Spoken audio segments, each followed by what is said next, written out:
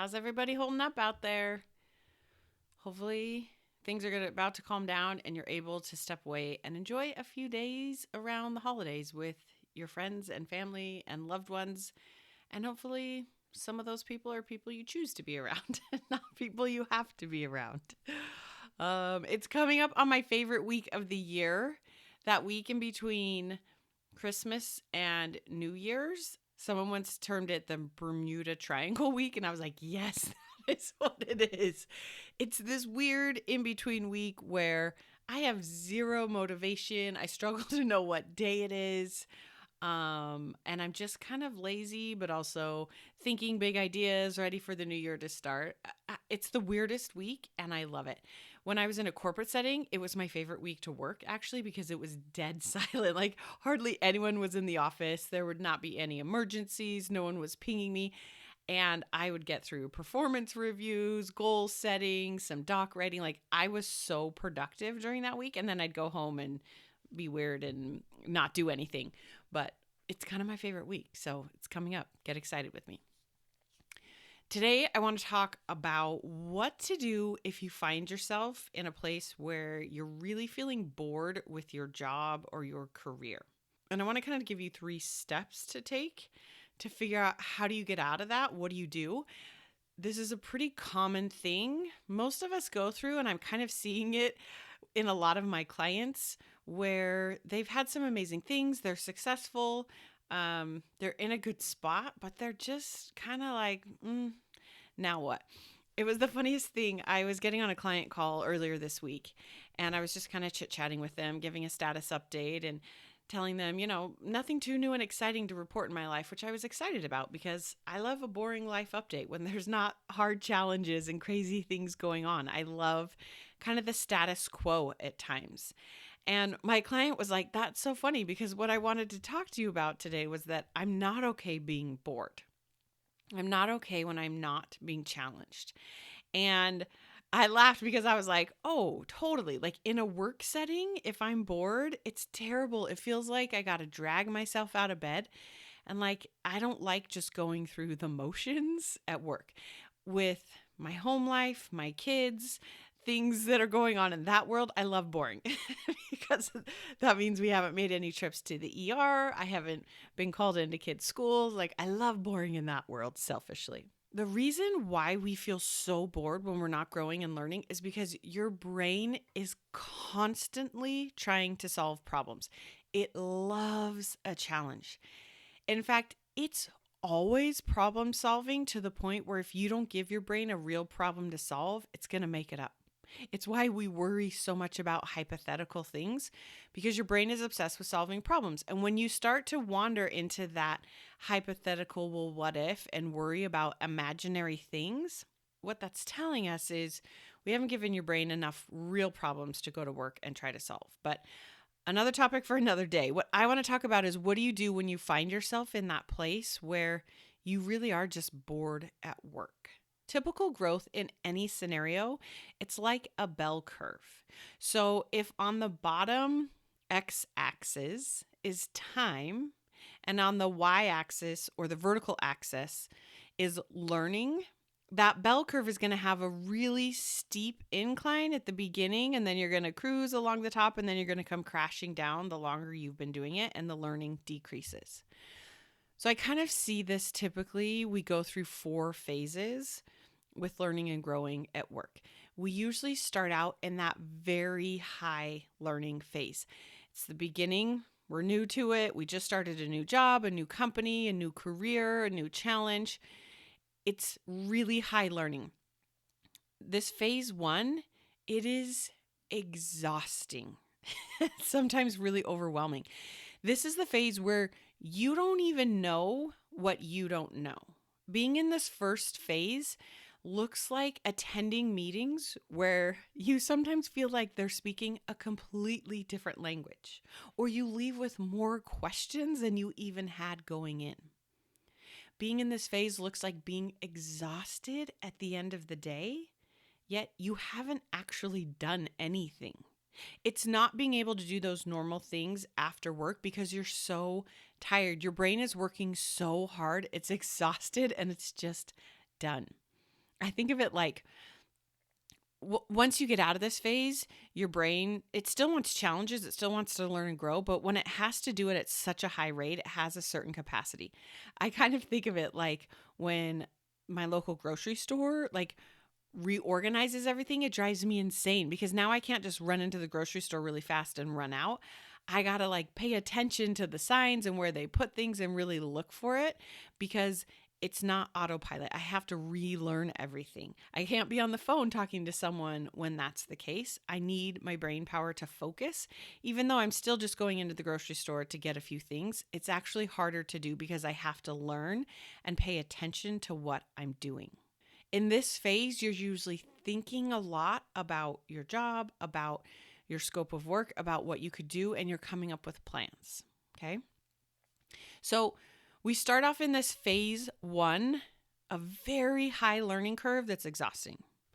Then we move into phase 2 typically, and we go from the exhausting part to kind of the painful part, because this is the part where we're not as mentally as exhausted, but it's painful because now we got to go do some things and we got to screw up enough to learn it. We got to go fail forward. Okay. So in phase 1, you don't even know what you don't know. Phase 2, it's also painful because you now know what you don't know and you still have a lot of learning you need to go through. Phase 2 looks like making sure you have a solid, detailed plan before you actually start doing the work. It looks like having people double and triple check your work before you get started and jump into it.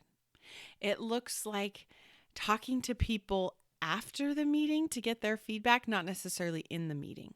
It's making those mistakes. It's doing it wrong and redoing it and doing it wrong and redoing it and doing it wrong and redoing it and learning through experience. Okay.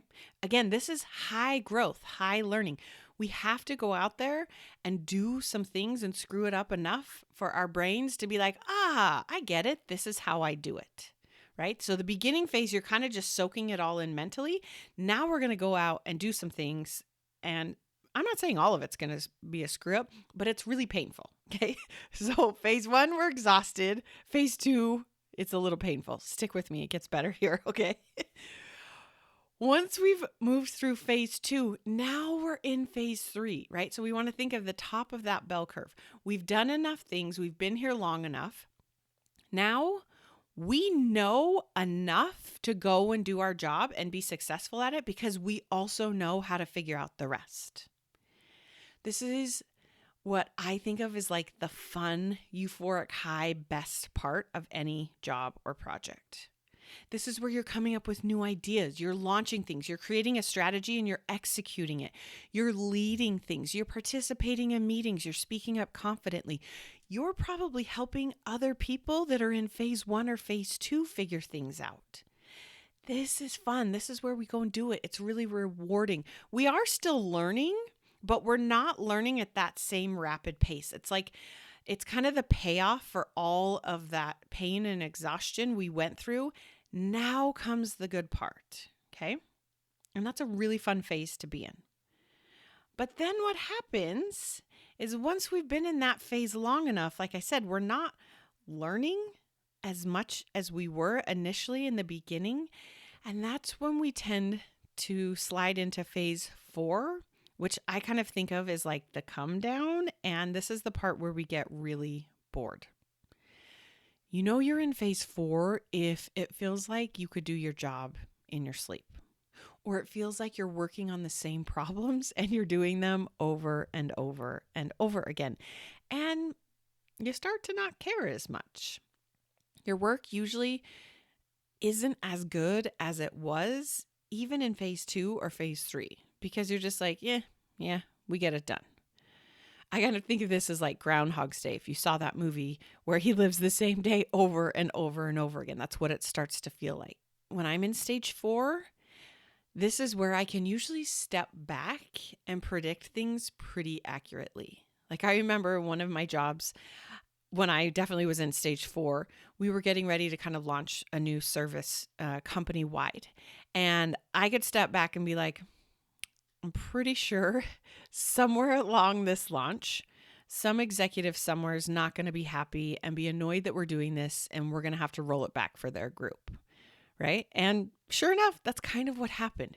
Because we've been doing it so often, we can see things more clearly.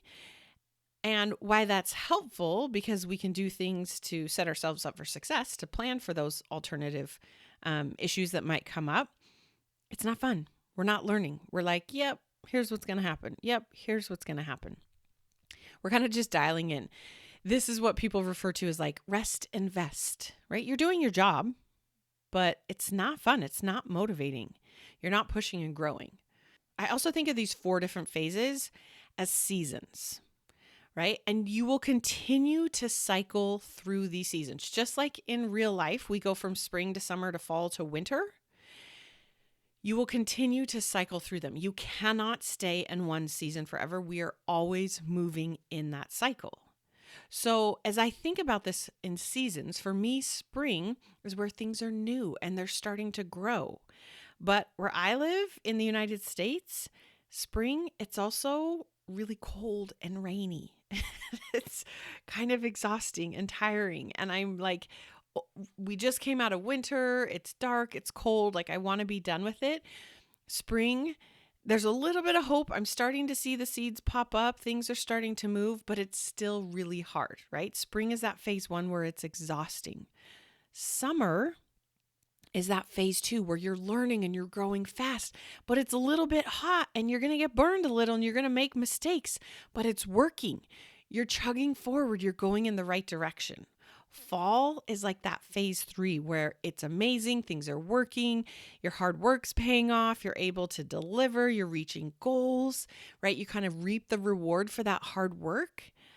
And I think of fall as like, I love fall. I love the sound of the leaves. I love watching the colors change, being outside. I love the shift and the change in the season. I notice things and I'm grateful for things in ways. But the leaves are also starting to die on the trees and are going to fall down, and winter's coming, right? And after fall, we slip into winter, which is that phase 4. And in winter, I just want to sleep and wait for it to pass. It's cold, it's dark, I don't love it. So I want you to ask yourself, what phase are you in? And be honest, it's okay. There's nothing wrong with it. You will never live in one phase, and the goal is not to just live in one phase. We need all of them together to work and to continue to cycle through for us to keep growing and learning and not get stuck. The thing is, as you think about these phases, it's true for so many things in your life, for product launches, for team org structures, for different leaders, for reaching goals, for different relationships you have. These seasons and these 4 cycles are always kind of fluctuating.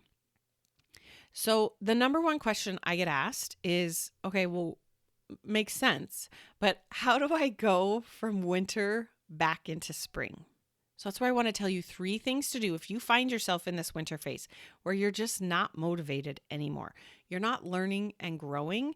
Again, it doesn't mean it's this horrible bad thing and you don't appreciate your job and there aren't things you still like about it.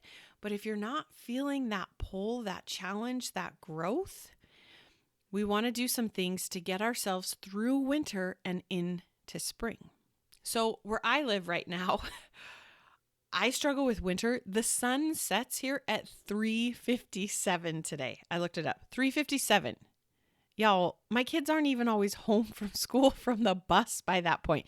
And it is dark before 4 p.m. Like, it is just dark and cold here.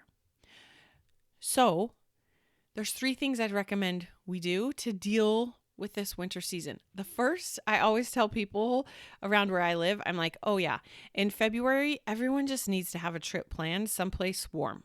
I love to go to the beach. I love to be out in the sun. Like, you just need to get away from it for a minute to come back and get through the next couple months of winter before we get to spring.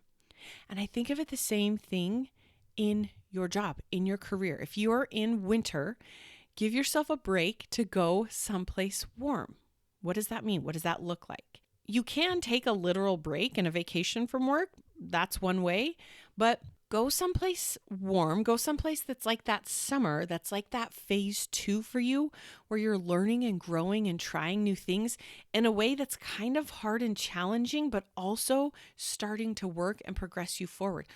Go learn something new. Go learn a hobby. Go learn to hone a talent or a skill you have, or learn a particular skill for something in your career field that you're interested in, or something not in your career field that you're interested in. I've had friends that have taken courses on AI and machine learning because they're my favorite engine nerds and they want to learn more about this. And I'm like, yes, go do that.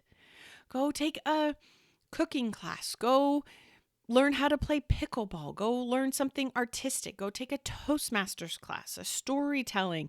Go watch all the YouTube videos and practice your carpentry. Go read books. Go take courses. Go do those things you've been telling yourself you want to do and have been putting off. Go do those. Again, I think it's helpful if it's separated from your job and your responsibilities and needing to hit goals. It's okay if it's helping your job. I don't think that's bad, but give your brain a real problem and some dopamine and some reward and some growth from learning something hard that's actually working and you have some traction on. Okay. So I call this take a trip someplace warm. Go give your brain permission to be in summer learning some other skill or hobby or tool. The second thing I would just suggest if you find yourself in winter to get to spring is to think about spring cleaning. Okay. When we get to spring, we start getting rid of stuff. We de-junk stuff. We clean stuff out from the winter. How can you start doing that now? Make space for new growth. This usually entails giving up some good things for some even better things. Go listen to my podcast episode, 10X is easier than 2X. I talk a lot about this, but at a high level, think about what's that spring cleaning you want to do in your job, in your current job, your current career, so that you can make space for those new things that you're going to help grow and motivate you.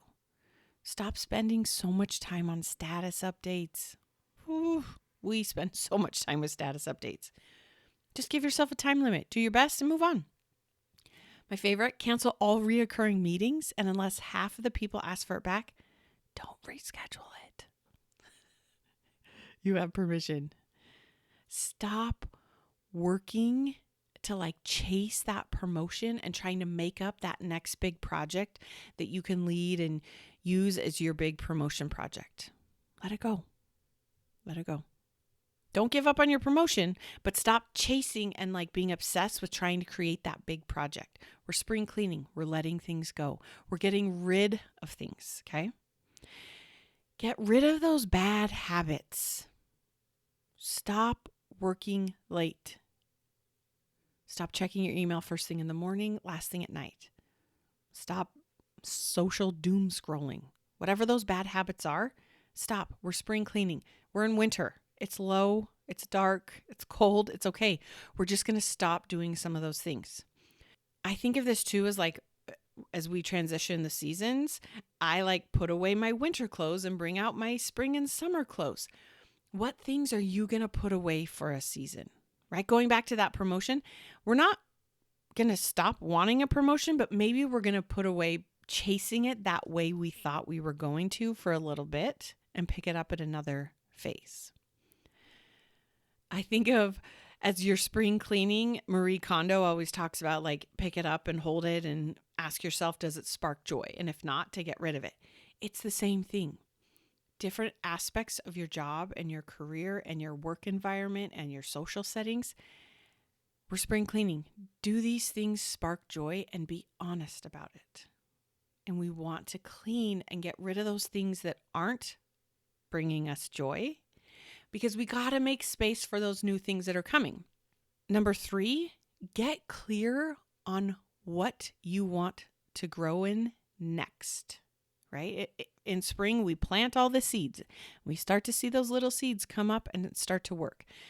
Now that you have space, now that you've gotten rid of some of those things that's taking up your time or your mental or emotional capacity, what do we want to fill it with? Choose it on purpose.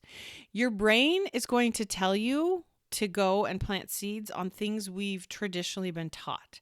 And they're things around more money and more status and more scope. That's okay if that's what you want, but I want you to be honest of what do you really want? Like really. Going back to this client I was talking to that said they didn't like being bored. We were kind of working through these steps and talking about it. And they were explaining to me they've been with this team for a while and they have a really great reputation, and they're starting to get FaceTime with leaders and they think they're on a good path for promotion. And these are all great, wonderful things. I'm like, yeah, totally. But what they really wanted and what they very hesitantly admitted to me was something totally different. Entirely different career path, entirely different company to go and do that, entirely different next thing they wanted to grow in. And what was fascinating was to watch this client. They were so hesitant and a little nervous to tell me it because saying it out loud makes it a little more real. And they were nervous to do that. Makes total sense. They're fine. It was a great idea. I was like, yes. But what was amazing is you could immediately see the excitement, the motivation, the drive, this person moving out of winter and into spring as they talked about this thing that they really wanted. And this thing may one day give them all the money and the status and the scope they want, but the way we've been taught in corporate America to keep growing, logically, your brain would tell you, no, stay where you're currently at and keep growing. And they could, but that's the longer route to get back to summer and fall, to move out of winter and into spring. The longer route was to go the way we've all been, quote unquote, taught is the right way. What do you really want? Maybe you want to gain some experience in a specific industry or field or work in a specific space. Go get that. Maybe you want to change careers. Maybe you want to work less. Maybe you want a lower stress environment. Maybe you do want to make double the amount of money. Maybe you want to become a manager. Maybe you want to move back to an individual contributor. Maybe you want to work for yourself. Maybe you want a job where you're not on call. Maybe you want to work with fun people or work for a cause that you actually believe in and you care about. Maybe you want to enjoy what you have already created. These are just a few ideas, but get really clear on what you want and go plant those seeds. Here's my heads up to you. Okay, so we're moving out of winter. We want to keep going through these cycles. Remember, you're going into spring next. Okay, we're moving from winter into spring. It's exhausting. Don't forget that. And it feels like it's not working. Don't slip back into winter. This is what most of us do. Well, that feels hard. Where I applied for these 5 jobs and they said no, or I tried to switch to this industry and people told me that wasn't a good idea, that I need to go get this schooling, or I'm not qualified, or it's too hard, or I can't afford to take the pay cut, or I'm dumb to give up this promotion that I'm so close to getting, whatever it is. You got to do you, but remember where you're going, it's exhausting. That means it's working. Keep going. Push through to summer. The exhausting part means you're changing and moving forward. Be honest what season you find yourself in. And if you find yourself in this winter season, remember, go take a vacation to someplace warm. Go all in on learning something new. Do some spring cleaning. Make space for new growth. And third, now that you have space, get really clear on what seeds you want to start planting right now so that they start coming into fruition in the next couple of months. We're not in a rush. We got to plant the seeds and wait for them to grow, but go start planting them right now. All right, y'all. You're amazing. Hope you have a fabulous week. We'll talk soon. Hey, wait, real quick before you go. If you're struggling with bad managers or leaders, listen up. I recently did a workshop talking about the 3 steps to deal with a bad manager. And it's gotten so much response and engagement. I'm having a hard time keeping up on replying to people about it. And I want to make sure you get it as well. It's totally free. There's 0 obligation. Click the link in the show notes or go to lindsaylymancoaching.com/badmanager and access this workshop to know the 3 steps to take if you are stuck with a bad manager. You got this. We'll talk soon.